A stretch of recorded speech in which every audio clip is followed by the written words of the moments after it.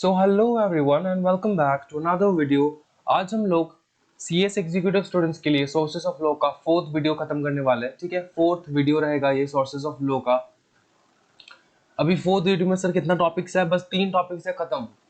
सिर्फ 3 टॉपिक रह गया है, उसके बाद खत्म सोर्सेस ऑफ लॉ। कुछ रहा नहीं जाएगा सोर्सेस ऑफ लॉ में। सबसे पहला टॉपिक देख लेते हैं, जॉन विलियम सलमॉन्ड। तो हम लोग शॉर्ट नोट्स, याद है आपको? जो बच्चे second video, first video, third video complete देखे ना, तो उनको पता होगा कि हम लोग शॉर्ट नोट्स पे थे।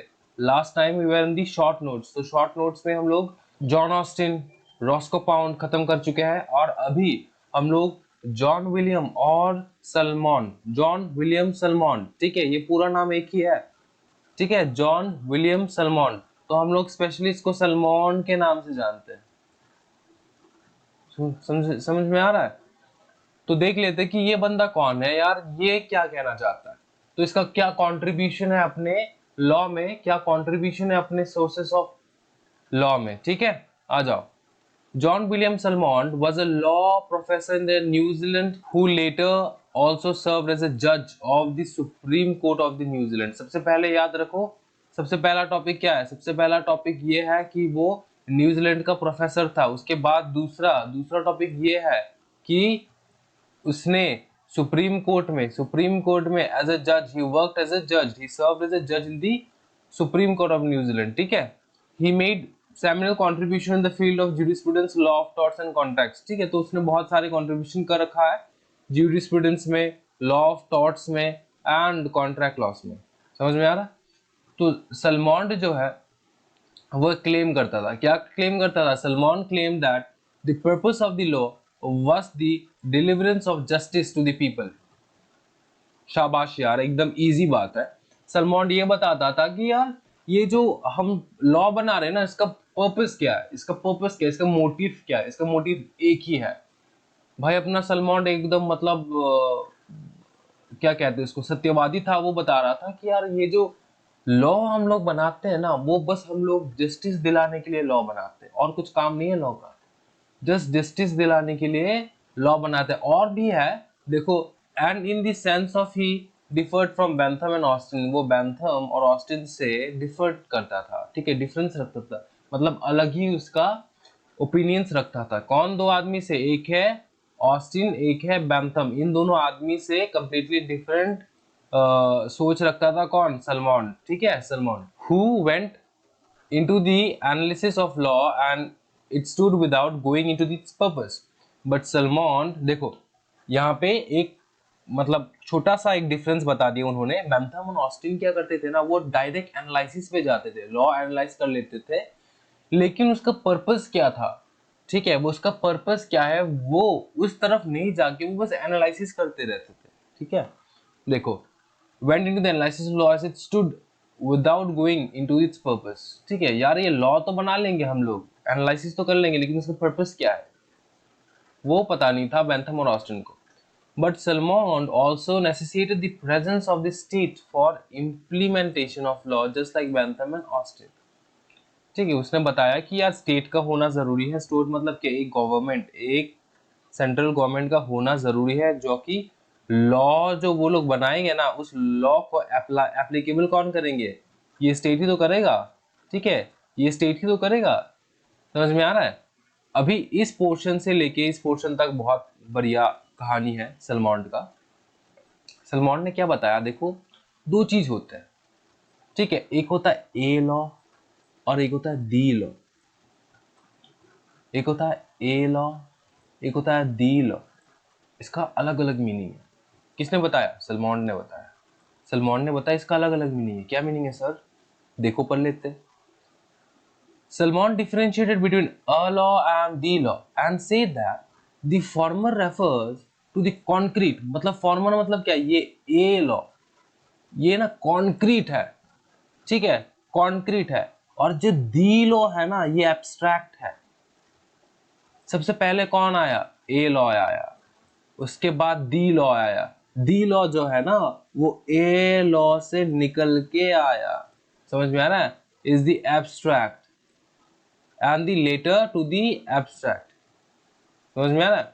According to him, this distinction demand attention for the reason that the concrete term is not coexistive with the abstract in its application.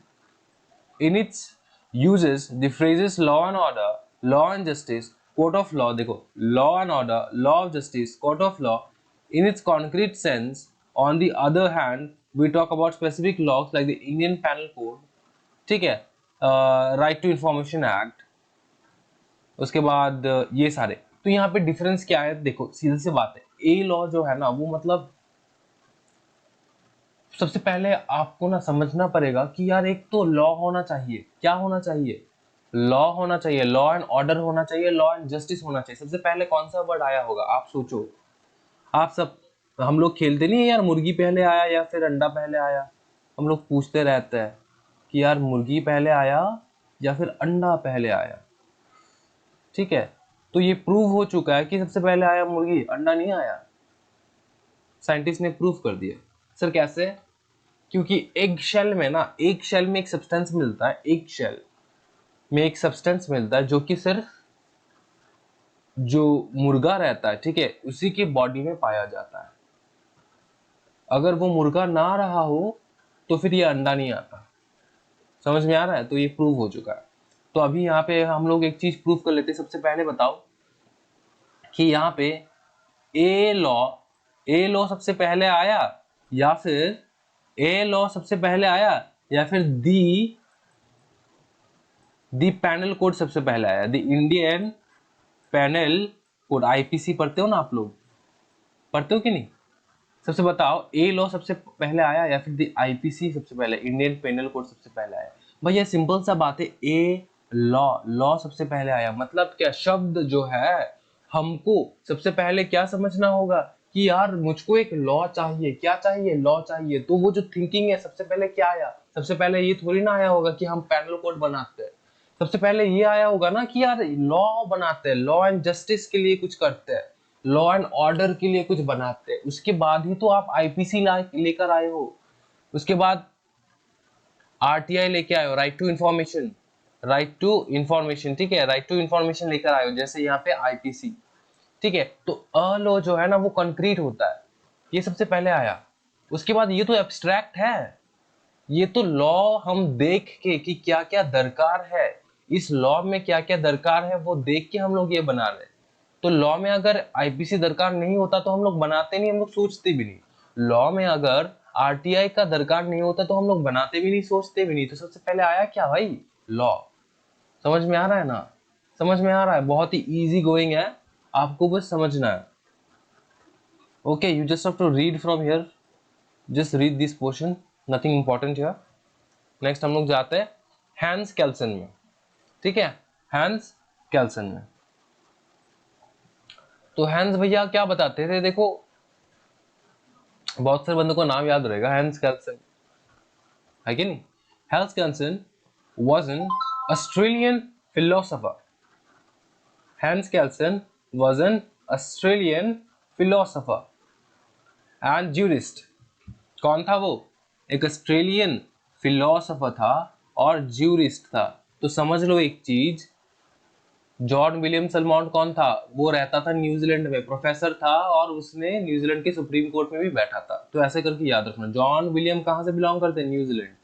और हैंस केल्सन कहाँ से? ऑस्ट्रेलियन फिलोसोफर था भाई, Australian philosopher and jurist, who is known for his pure theory of law. भैया सबसे pure तो अपना hence भैया ही बनाते थे, ठीक है। प्योर थ्योरी ऑफ लॉ कौन बनाते थे? Hans. Now Kelsen believe that the contemporary study and the theories of law were impure as they were drew upon from various other fields like religion morality, ठीक है। Hence भैया बोले कि देखो आपका जो लॉस आपने जो बनाए हो ना, लॉस वो मतलब डाइल्यूटेड लॉस है, डाइल्यूटेड लॉस है, मतलब वो इम्प्योर लॉस है, ये प्योर नहीं है, वो इम्प्योर लॉस है। सर इम्प्योर लॉस क्यों है? केल्सन ने ऐसा क्यों कहा? क्योंकि आपने जो लॉ बनाया ना, ये दो चीज से निकल के आया, एक है रिलीजन, एक है मोरालिटी। तो यार समझना ये चीज कि अगर आपका कोई भी डिसीजन, कोई भी लॉ मेकिंग पूरा रिलीजियस वाइज हो ना या फिर मोरालिटी वाइज हो, तो यार रिलीजन तो एक नहीं है ना, दुनिया में बहुत सारे रिलीजन है, तो आपका रिलीजन का लॉ जो है वो दूसरे रिलीजन में एप्लीकेबल नहीं भी होता होगा, है कि नहीं, नहीं भी होता होगा। तो यार ये इम्प्योर है, ये प्योर लॉ नहीं है। तो कैल्सन ने क्या बताया, Kelsen like Austin was a positivist in that he focused his attention on what the law was and divested moral ideas or ethical implements from law. He discarded the notion of justice as an essential element of law because many laws, though not just, may still continue as law. समझो उसने क्या बताया, ठीक है, कौन ने क्या बताया, सर कैल्सन ने बताया। कैल्सन ने क्या बताया कि देखो ये जो जस्टिस है ना, हम लोग लॉ बनाते हैं, ये भूल जाओ कि ये सिर्फ हम लोग जस्टिस के लिए बनाते हैं, क्योंकि ऐसा बहुत सारे लॉस है जो जस्टिस नहीं दिलाता, जो जस्टिस नहीं दिलाता, ठीक है, ऐसा बहुत सारा लॉस है जो जस्टिस नहीं दिलाता। According to what, according to Kelsen, देखो क्या बताया यहाँ पे, the notion of justice he discarded, देखो डिस्कार्डेड, ठीक है, मतलब वो मानता नहीं है। The notion of justice is an essential element, वो एसेंशियल एलिमेंट है नहीं, जस्टिस जो है ना वो एसेंशियल एलिमेंट है नहीं ऑफ लॉ। लॉ का सबसे ज्यादा एसेंशियल एलिमेंट है नहीं जस्टिस, जस्टिस नहीं है essential element, because many laws though not just may still continue as law. ठीक है, यहाँ पे जस्ट जो है ना ये जस्टिस होगा, समझ लेना चीज कि बहुत सारे लॉस है जो कि जस्टिस नहीं दिलाता लेकिन स्टिल भी एज अ लॉ कंटिन्यू रहता है। समझ में आ रहा है, ये कौन बता रहा है, हैंस कैल्सन बता रहा है। ओके, तो उसके बाद हेल्स ने क्या बताया कि देखो Kelsen describe law as a normative science as distinguished from natural science which are based on cause and effect such as law of gravitation. भाई एकदम साइंटिफिक बंदा था, कौन, हेल्स कैल्सन, हैंस कैल्सन, ठीक है, वो बता। कैल्सन डिस्क्राइब्ड लॉ, देखो यहां से, Kelsen described law as a normative science, ठीक है, as distinguished from natural science. पहले ये बताओ यार नॉर्मेटिव साइंस और नेचुरल साइंस में डिफरेंस क्या है। नेचुरल साइंस क्या है पता है, for example physics, chemistry, biology, वो है नेचुरल साइंस। नॉर्मेटिव साइंस क्या पता है, अजम्पशंस के ऊपर बेस्ड है, जो कि रिटन फैक्ट्स नहीं है लेकिन अजम्पशंस के ऊपर बेस्ड है, वो होता है नॉर्मेटिव साइंस। तो कैल्सन का जो विश्वास था ना, कुछ जो लॉ था, कैल्सन का जो लॉ था वो नॉर्मेटिव साइंस के ऊपर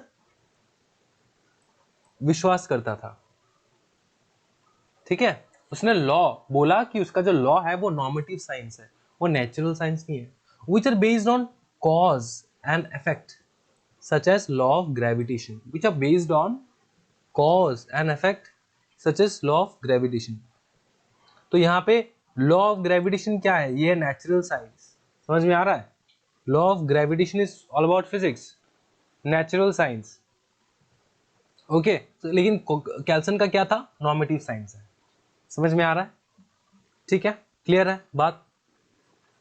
अभी देखो कैल्सन क्या बताता है कि देखो कैल्सन के हिसाब से ना नॉर्म्स, जो नॉर्म्स का मतलब क्या होता है, सैंक्शन, कुछ भी सैंक्शन लगाना, ठीक है, सैंक्शन करना, ठीक है, इज रूल फॉरबिडिंग और प्रिस्क्राइबिंग अ सर्टेन बिहेवियर। एक ऐसा रूल है, नॉर्म एक ऐसा रूल है, मतलब सैंक्शन करना कोई भी चीज, एक ऐसा रूल है जो फॉरबिड करता है और जो प्रिस्क्राइब करता है अ सर्टेन बिहेवियर, जहां पे एक बिहेवियर दिखाई देता है, समझ में आ रहा है।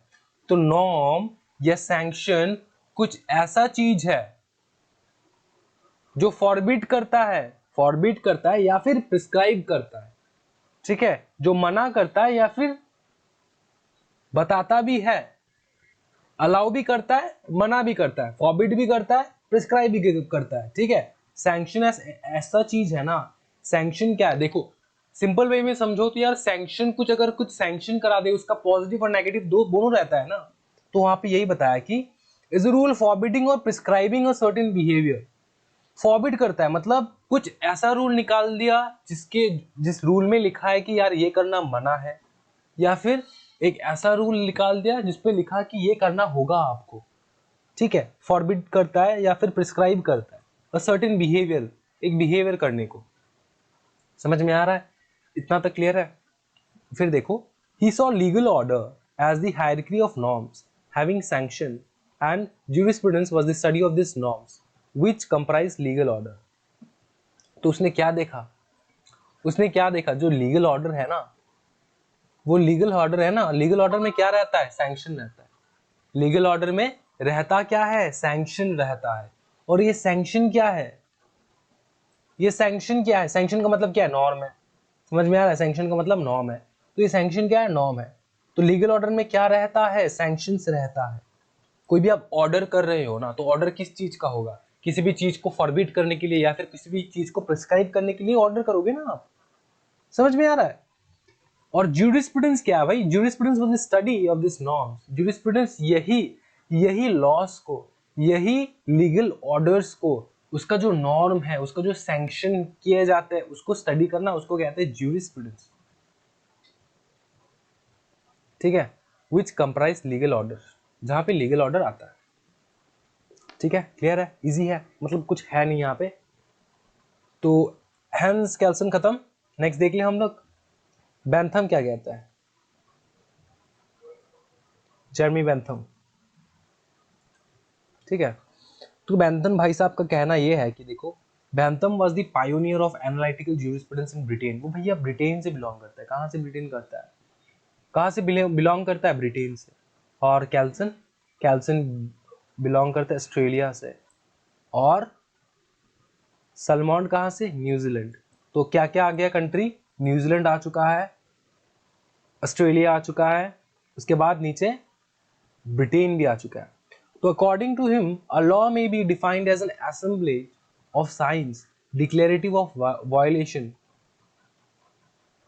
conceived or adopted by a sovereign in a state concerning the conduct to be observed in a certain case by a certain person or a class of person who is in the case in question or are supposed to be subject to his power. Thus Bentham concept of law is an imperative one. तो मतलब क्या है? वो क्या बोलना sir? In total में shortcut में समझाओ ना सर। देखो, सबसे पहले क्या बताया कि बेंथम के हिसाब से ना, जो एक लॉ है ना, वो एक असेंबली है। किस चीज का? साइंस का। डिक्लेरेटिव वायलेशन है। ठीक है? डिक्लेरेटिव ऑर्डर्स है, या फिर साइंस है असेंबल का।